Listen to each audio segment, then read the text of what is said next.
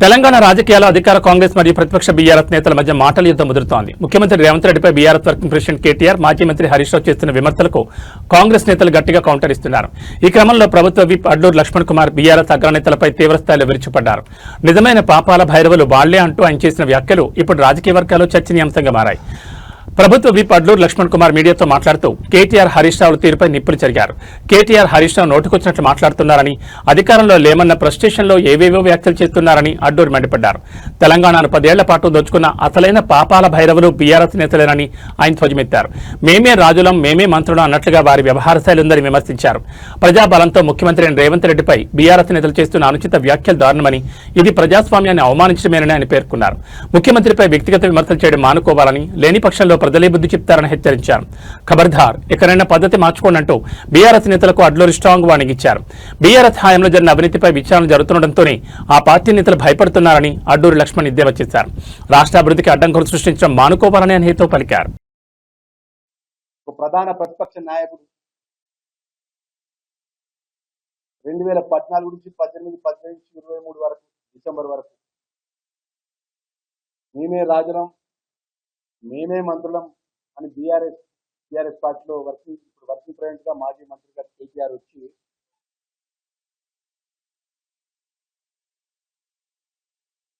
రాజ్యాంగ పరంగా doctor BR Ambedkar రాజ్యాంగ పరంగా ప్రజాస్వామ్య పద్ధతుల్లో కూడా ఎన్నుకోబడ్డ ఒక ముఖ్యమంత్రి గారిని పట్టుకొని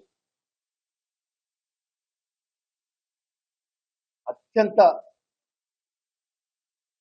నోరు ఉన్నది కదా అని చెప్పేసి ఆ మాట్లాడిన భాషలు కేటీఆర్ మేము కూడా మాట్లాడబడుతాం. ఇక్కడ బయట మేము కూడా మీ మీద వ్యక్తిగతంగా మాట్లాడే శక్తి మాకున్నది. కానీ నువ్వు మాట్లాడిన మాటలు యావత్ తెలంగాణ ప్రజలు మొత్తం చూస్తున్నారు. ఏదైతే 2023లో ప్రజలు తిరస్కరించినంత నీకు, నీ బావకు, నీ నాయనకు, నీ పార్టీకి మనసులో పడతలేదు. ముఖ్యమంత్రి గారికి, ఆ దొంగతనం చేసినటువంటి దొంగలకు, చెంచల్గూడ జైల్లో ఉన్నప్పుడు పరిచయం అనేది అత్యంత దారుణంగా మాట్లాడము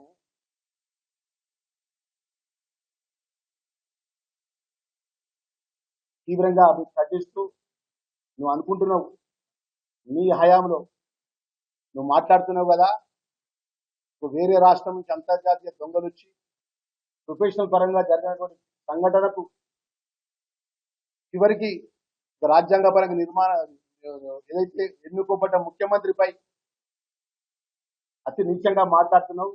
ఇంకా ఖబర్దార్, నాలుక దగ్గర పెట్టుకో. మేము కూడా మాట్లాడగలుగుతాం. మరి మేము ఒక మాట మాట్లాడతాం ఈ హయాంలో జరిగినటువంటి సంఘటన విషయంలో. ఆ రోజు ఫిబ్రవరి 2021 17వ తారీఖు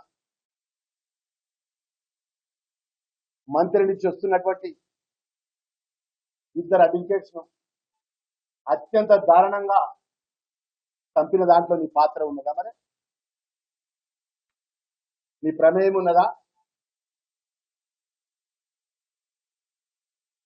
మధుకరణ ఒక దళితుడి మంత్రిని దగ్గరలో ఒక దళితుడు